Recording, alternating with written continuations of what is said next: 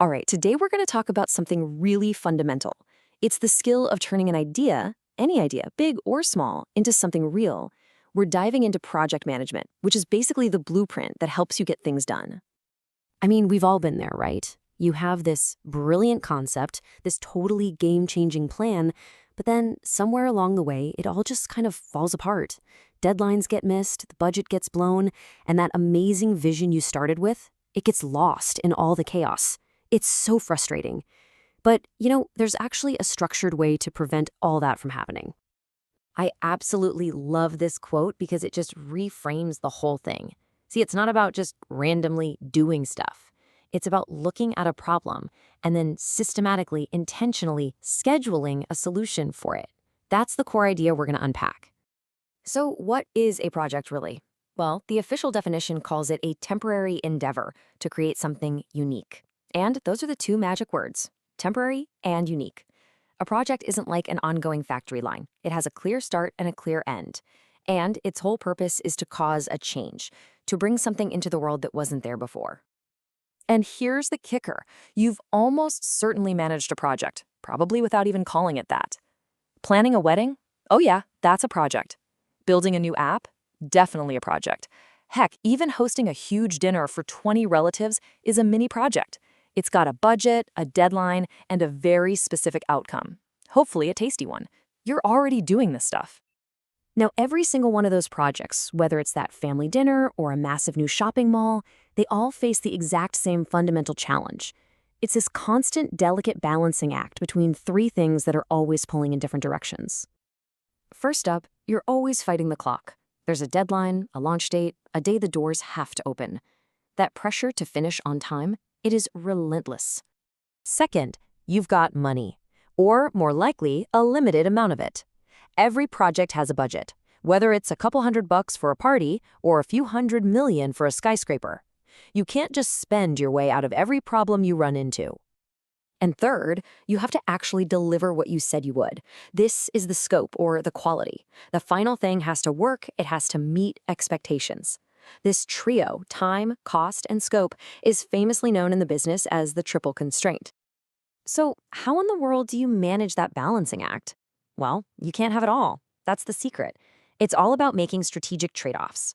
The key is to decide for each of those three constraints whether you need to constrain it, meaning it's totally non-negotiable, enhance it, meaning you want to do the best you can, or accept it, meaning there's some wiggle room. But here's the catch. You can't constrain all three. Something's got to give.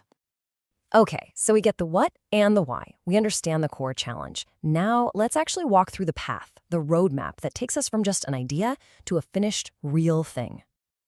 At its heart, pretty much every project follows this simple, logical journey. First, you define the goal. What are we actually trying to do here? Then, you plan out the steps to get there. After that, you execute the plan. You do the work, while controlling to make sure you're on track.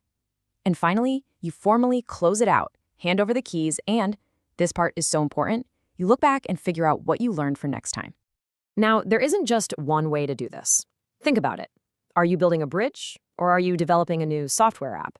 For the bridge, you need a super detailed, rigid plan up front, right? That's the traditional or waterfall approach. Change is your enemy. But for the app, you might not know every feature you need at the start. So you build a little, test it, and adapt in short cycles. That's agile. With agile, change isn't just tolerated, it's actually welcomed. It's a totally different mindset. And who's the guide on this journey? That's the project manager. And it's really important to get that they're different from, say, a functional manager. A functional manager is the expert in how to do a specific task. But the project manager, they're the integrator. They're always asking, what's the big picture? They're the facilitator, the negotiator, the person connecting all the dots to make sure the whole system works. So we've talked about the journey, but what about the destination? How do we even know if we've succeeded? You might be surprised by the answer. Let's take a super famous example. The Leaning Tower of Pisa. Was it on time? Nope. On budget? Not a chance. Did it deliver what was promised, a straight vertical tower? Definitely not. So it has to be a total failure, right? Well, not so fast. It really all depends on who you ask. For the original engineers, yeah, it was a technical disaster. but for the people who matter now, the stakeholders in Pisa's tourism industry, it's an unbelievable, world-famous success. That flaw became its greatest feature. And this just shows you the most important lesson. Success is defined by satisfying your key stakeholders. And that right there is the modern definition of project success. It's not just about checking boxes for time, cost, and scope. It's about delivering real value to the people who actually care. The customers, the sponsors, the end users, all within the constraints that everybody agreed to at the start.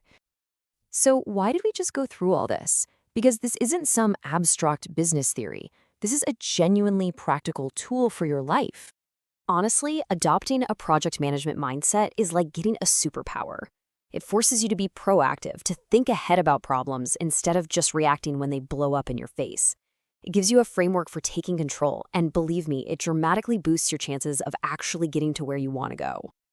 This is a universal mental model. It doesn't matter if you're launching a small business, writing a book, planning a charity event, or even just trying to get in shape. Thinking like a project manager gives you that blueprint to turn your ambition into a real achievement. So let's bring it all the way back to where we started. A project is just a problem that's been scheduled for a solution. You now have the basic blueprint. So the only real question left is, what problem, what great idea, what dream are you going to schedule for solution?